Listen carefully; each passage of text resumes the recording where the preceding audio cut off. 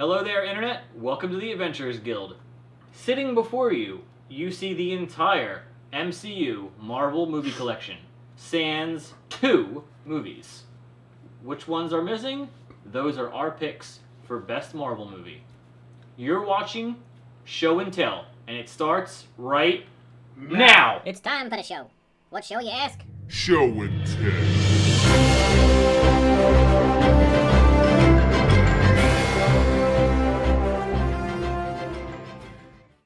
How's it going, everybody? I'm Steve. Still sick, Jesse. He is sick. Sad tears. Yeah. But as you could tell by the introductory bumper, today's theme is greatest MCU Marvel movie. Yay. Or favorite. That's the way I took it. Either way, my Favorite slash greatest. is the greatest one. Whichever one, the same thing kind of applies in this case. There is one caveat. The caveat is we both agreed before we made our selections that we cannot pick one of the Avengers team-up movies. So the original Avengers is off the table, so is Age of Ultron, so is Infinity War, and so is Endgame. So this is any standalone MCU only movie from Iron Man all the way to Spider-Man Far From Home. That's right. So, one quick announcement before we get started. If you'd like to join an awesome, focused discussion about today's video, Yes. specifically the best Marvel movie, or anything Star Wars related, or any other fun, cool pop culture content, we have a new forum available for all of us to check out. It's completely free, and it is guildhallforum.com. That's So right. go check it out, get registered. Here's a little picture of the forum. It's fun. I talk on there, he talks on there. You can talk and interact with both of us. This is true. It's exciting. Giddy up. Even when I'm sick. Yay. Well, you can't tell you're sick through typing. You never know. So, here we go. Ready to reveal your choice? Before I do that, you have your monster. I do have my monster. I have my Coke Zero. Oh, look. There it Oh, and is. it's both, and both are, well, owned by Coke, because it's Coke, partially owned by Coke. So, anybody? You're Sponsorship? partially owned by. Well, Coke does not fully own the Monster brand. They're a large shareholder in it. No? Nobody cares about this. Let's reveal our movies. I thought that was I'm a fascinating. huge nerd. Okay, ready? Yep, just getting through today. 3, 2, 1. Boom! Boom! Captain America, the Winter Soldier. Guardians of the Galaxy? Really? Absolutely. Really? Ah, hooked Okay. on a feeling. Well, if this was about who had the best soundtrack, you'd win, but it's not, so just give up now. Okay. So It's over. here's my problem. Here's why we're gonna have a little bit of a situation. I was going back and forth between Guardians of the Galaxy and Captain America Winter Soldier on what my favorite ones, and I ended up settling for Guardian. But they're both my favorite MCU movies for a very similar reason. Huh. Well, that's going to give me some little extra assistance here, shall we? Yes. If I recall, the last time you absolutely massacred me into the ground and then stomped on my remains, You went first. I went first. So, my good friend Jesse, let's hear why Guardians of the Galaxy is the greatest MCU movie. Alright, so to start this up, everybody's heard of Captain America. Nobody had heard of the Guardians prior to this film. That's only points to me in this case, but go on. But, with that being said, it held 100% on Rotten Tomatoes, with that being said, and it's one of the highest grossing MCU movies that just did well. It proved that MCU could make a movie about chairs and it would do well. A movie about safety cones and call it, the Avengers of Cones, and it's going to do well. So the Guardians set it up more than anything. But the reason why I enjoy this film, and the same thing with Winter Soldier and Ant-Man, is if you take all the superhero elements out of the movies, they're still good movies. This is true. At the end of the day, Captain America is a good spy movie. Don't take my details from my choice. Ant-Man is still a good heist movie, but Guardians is still an amazing sci-fi movie, even without the superhero elements in it. That's why I like it. The day I saw Guardians of the Galaxy, I left the movie, I texted my brother, and I said, you have to see Guardians of the Galaxy. It literally feels like Star Wars. It's Star Wars with attitude. It's nice.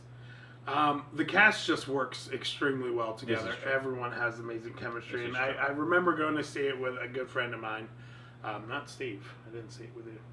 I'm sorry. Bringing back those tears. Yes, we go again. But I remember being worried because Dave Bautista, who, as anybody knows, I'm a wrestling fan. We'll get into another time. I was worried because this was like his big starring role. He had done movies prior to this, but nothing on this level. And the way James Gunn came in here and directed everybody, he used everybody's level and skill to their advantage, and it just made the movie work. You know what I mean? Chris Pratt as a leading guy, nobody ever saw. He was always the funny guy from Park and Rec, and just way to morph him in this movie. That now he's a leading guy in Hollywood due to this film. Not just morphed like from an acting standpoint, but more physically as well. Yes. Because he was pudgy in Parks and Rec, and he is quite svelte in this movie. And then you took a gorgeous man like Bradley Cooper. I'm not even into dudes, and I can say as a good-looking dude. And we're like, I'm gonna turn him into a raccoon, and it worked. You know what I mean? Like Groot, which was the heart and soul of that film, and Drax. To go back to it, because of how well Batista was received as Drax, he's been able to go on and do comedies and get starring roles in other films, like Stuber that just came out. He was a leading role. This is true. It was a comedy for him. But what I enjoy about Guardians, and what I feel like nobody can disagree, is after this film's success, Marvel kind of changed up their formula. They always had jokes in their movies, but that comedic timing and oddball humor that they continue throughout the films, I felt like they only improved after that. So you're correlating the sheer comedy factor of Guardians of the Galaxy leading into, say, something like Thor Ragnarok with Taika Waititi directing. You would think if it wasn't for Guardians, they would have never allowed someone like Taika to direct do that. Film, yeah. Or just the jokes. I honestly feel like the chances they took later on, which absolutely helped out Marvel, was because of the success of Guardians. And I know Guardians had to exist in order to go to the original Endgame they wanted. Oh my God. That was pretty good. But because of that, we got things like Ant-Man and Black Panther, which were the characters that I don't feel like they would have took a big drastic step towards or a chance on without the success of Guardians of the Galaxy. And it's very funny. I mentioned before my father, who's never into superhero films, like he enjoys this movie. Just because I don't think you need to be a comic fan to enjoy the movie. If you like good comedies or just a fun thrill ride the entire time, you'll enjoy the movie. That kind of goes along with the whole Star Wars thing. I mean, technically, the first time you saw, Star Wars: A New Hope, Episode 4, I mean, you didn't necessarily have to be a sci-fi fan. You just liked it. It is absolutely true. And besides that, I will say this was probably the movie I quote the most in the Marvel Cinematic Universe. I say more lines from this film than any of the other ones. That's a good point. Some of them I can't say because we're a family channel. But they're good. I would like to make one mild comment to something you said at the very beginning of this little conversation. Let's cue up the tape. It held 100% on Rotten Tomatoes. It held 100% on Rotten Tomatoes. Okay. As you just heard, you said it's great because it had a good Rotten Tomatoes score. I would like to point out that I feel like in this day and age, with things of like pop culture, sci-fi, whatever genre, you can't trust the consensus from critics. I would agree with The Last Jedi is a masterpiece according to critics, and it has like a 4 cinema score or user score. I would agree on all aspects except the reason I feel like this movie did well, and that's why I mentioned it, was because of that 100% it held for like 3 weeks. And it's like, yeah, honestly, think about it. Marvel pitched a movie of characters that no one ever heard of, and it came out and it did well. It was a very small comic. It didn't sell many. It was only a limited run. So you know what I mean? I'm a huge Marvel comic fan. I grew up reading the comics as a kid, and I never heard of Guardians of the Galaxy. So honestly, the only reason I heard of Guardians is because I had an old Guardians comic, which wasn't even this team. It was the original team from the comics. So It's like when I saw the trailer for this, I was kind of confused. And I remember thinking, what are they trying to do? And you know that old saying where you don't go in expecting much, and then I was blown away by what I did see. I am so sick. I don't feel well. Okay, well, are you done with your pitch there? Yeah. All right, now we shall move on to the superior film. I'm crying. Captain America. Winter Soldier That's right. is the greatest Marvel cinematic film for many reasons. First and foremost, Chris Evans' hair. Chris Evans here. First and foremost, the movie, as you already stated, it's just a great standalone movie. Like, you aren't very familiar with Marvel, you can sit down, you can watch this, you can get the idea of what's going on and why things are happening, for the most part, and just enjoy it. It is the only, bar none, the only, as far as framing device, spy thriller in the entire MCU. I agree with Like James Bond style, like spy thriller. And not only is it a spy thriller, but it is phenomenally well put together and pieced together. It is. You have the viewer. We said spoiler warning earlier, but more spoilers right now. So we already the viewers, if you were familiar with Marvel, already basically knew who the Winter Soldier was. Bucky Barnes. That part wasn't necessarily a surprise. It was obviously the major surprise of the film, because Cap figured it out, and Black Widow figured it out, blah blah blah. But aside Falcon, from we that, didn't even know all him figured of it out. the other surprises, those were very interesting, reveals. Yeah, introducing the what was the villain? I can't remember his name. The one with the giant goggles and glasses. Oh, Crossbones. No. Wait. The I can't remember his name. In the comics, he was just a giant face in this round little face. But they introduced him in Winter Soldier in the computer screen. I don't know. Tell me in the comments his name, but I thought that was. You're not talking about MODOK, are you? He was in MODOK? No. No, that you're thinking. The That's guy the other the guy character. you're thinking of is the dude from the first Captain America, who Yeah. was the right hand man of Red Skull. He was another Marvel villain. I can't remember Right. his name. Okay. I don't know the answer to that, but What? as I was saying, Excuse me. so the movie opens up in a very interesting way because there's been a bow tied essentially on the Marvel films. It's a couple of years after the events of the Avengers where your main heroes battled literal space aliens. Space aliens that came from another universe. They battled them, they won. So you would assume that you'd have to keep upping the stakes. Right. And along comes a little movie that takes place completely on the planet with homegrown villainy because the villain is from within. Right. You find out through the course of the film that this entity that you've come to trust and love with national security, S.H.I.E.L.D., has been infiltrated from the inside. And not just has it been infiltrated, but ever since World War II, it has been infiltrated by Hydra. Absolutely. So the movie Cut opens... off one head and more just grow in its place. Exactly. So the movie opens, Cap and Natasha and the character Rumlow. Is it Rumlow? The guy who becomes Crossbones in the next Captain America movie. They all they all go onto the aircraft carrier because people from S.H.I.E.L.D. have been kidnapped.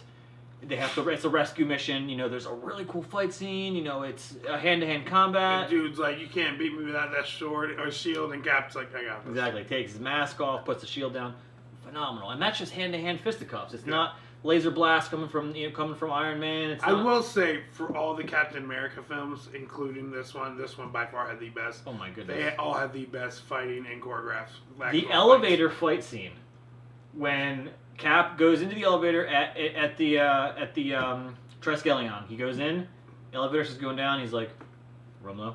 He's like, Cap, and then it's just like dead silent. And then all of a sudden, everybody knows what's about to go down. Yep. Boom, boom, boom. Close quarters, like 2x2 fight scene. Oh, beautiful, beautiful choreography. Honestly, I've complained a million times about quick cuts and fights and like everything like that. Sure. The whole bridge fight between him and Winter Soldier, which uses a lot of those quick cuts. I was getting to that, yeah. It still didn't bother me because the hand-to-hand combat they had and the close-ups they had were just brilliant. Like it was. You could tell it had been worked out for a while, and it's like I watched that movie several times each time. I'm like, did he just drop the knife and come back at him? Like it's. And again, with the going back, we haven't even addressed really hardly at all the Winter Soldier thing.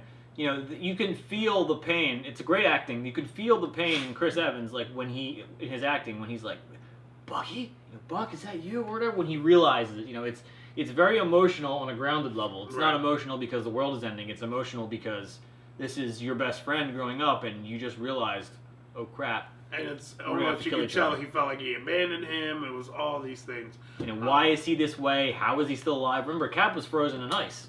You know, he should be either a super old man like Peggy is, or dead. Yes, Peggy so- should be a super so- old man. You know what I meant.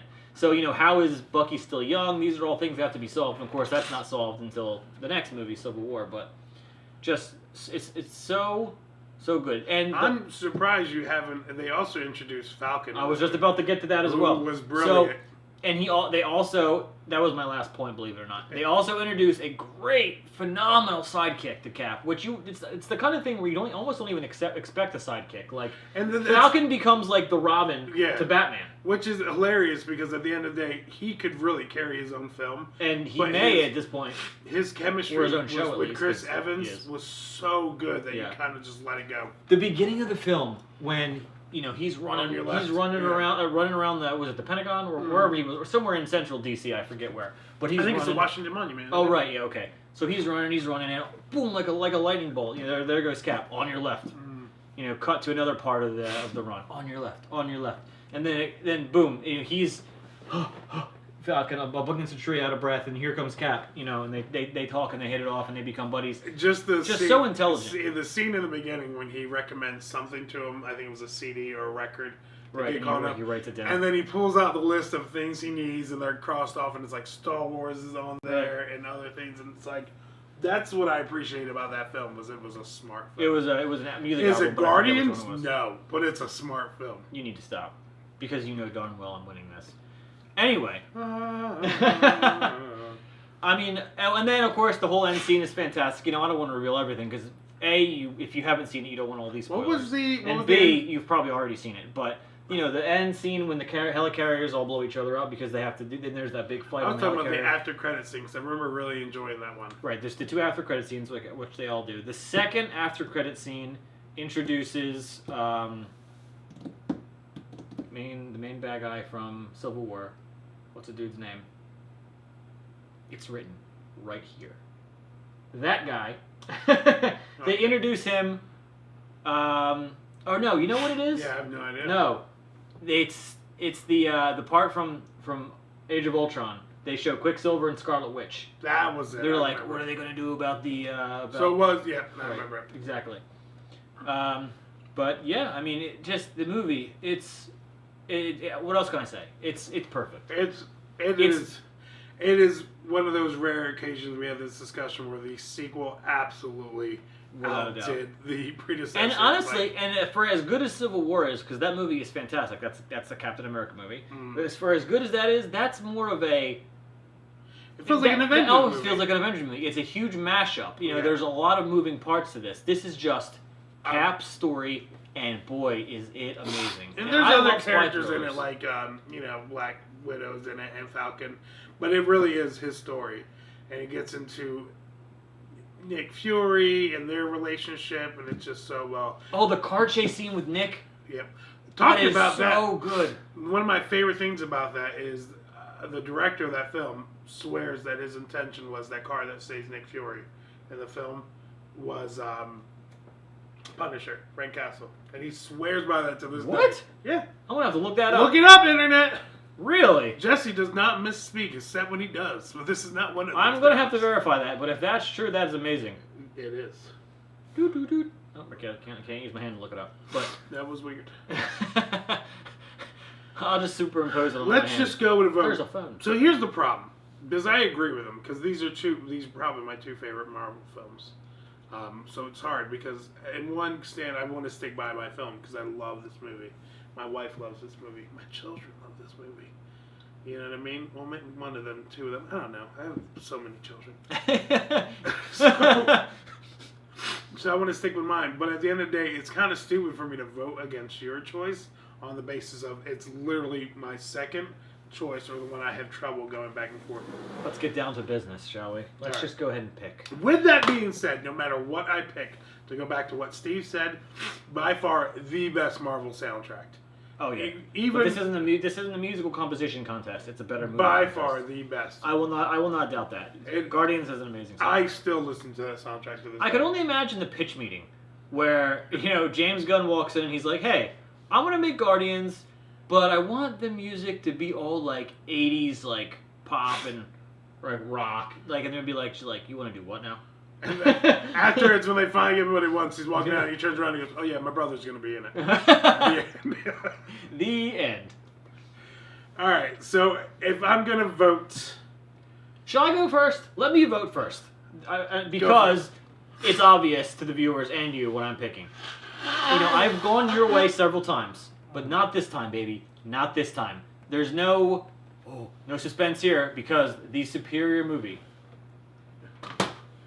is Captain Rude. America: Winter Soldier. look at it. You're making me emotional. We're One safe. vote, 0 votes. All right. All right. So Are you putting up a counter this time? Because you never have a counter. no, because there's only 2 people voting, so that would be a little redundant. All right. Whatever. What's it going to be? A tie or? Okay. So with that being said, to go back to what I said, although, and I'm sticking to my guns on this, I think Guardians is the superior movie, I'm going to vote Winter Soldier only because everything Steve said was 100% true. He wasn't off in any way. It's an incredible film, and because the fact that it's one of my favorites, I can't argue with him and be like, "Oh no." He didn't pull a Dungeons and Dragons this time, okay? Not enough to be like, "What? Are you joking?" I would like to point out how subdued my reaction has been. But I'm going to lift this back up. But guess what? Not anymore, baby! Woohoo! That is the second show until I have won. And boy, does it feel lovely. Almost more lovely than winning a head-to-head because Not for a long, battle buddy. of the mind. Not for long. Eventually, he's going to be talked into doing this with the DC movies. And then, I win no matter what. We should do a special where I watch them all back to back. And I spew out my thoughts on them because I am not up on the DCEU at all. I've seen Wonder Woman, and that's it. Oh, I love that movie. I've seen Wonder Woman like 3 times. It's great. So- But yeah, anyway. I grew up on DC Comics. I've always been a bigger DC fan, but I do appreciate Marvel. I'm not one of those fanboys online that have to pick a side. It's like, I enjoy Spider-Man. I enjoy Green Lantern. I don't care. They're both really fun. So by no fanboying, that leads to an interesting segue. Because as I mentioned earlier, Sticks. guildhallforum.com is fanboy free. Because we have nice, honest, focused discussion. So if you'd like to weigh in your 2 cents on which is the best MCU movie, doesn't have to be these 2. It can be any MCU movie. Check out the thread that is live right now on the website. Also, if you don't feel like doing that, or in addition to, click the iCard, which is right here. I did this last week, and I was so off on thinking where I was. I'm like, I'm not doing it to myself. Click the iCard and vote which of these 2 do you think is better, Guardians of the Galaxy or Winter Soldier? And I think... Or Winter Galaxy. Or Winter Galaxy, which is not a thing, but that'd be pretty cool to watch. Yeah, I'd watch that twice.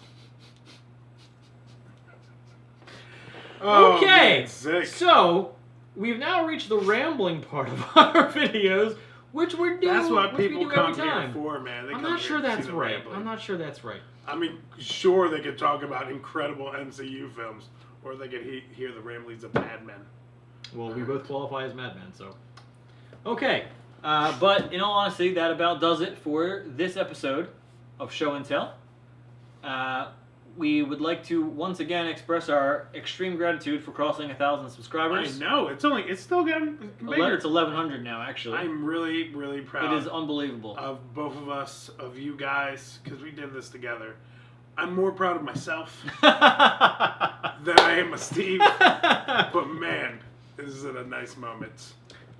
So, and always remember, please, in that comment section, anything you want to see us do or talk about on this show and tell, because we do love doing these shows and tells. We certainly do. Please let us know. Will you pick the next topic? We'll do it. If it's something we know about. It'd be weird. So, do politics! Like, oh, no. Welcome to the trigonometry edition of Show and Tell. Oh, that'd be good. Alright, but in all seriousness, thank you so much for tuning in. This has been Show and Tell. We are the Adventurers Guild. I'm Steve. Still sick, Jesse, but feeling better. And we will see you in the next one. Good night.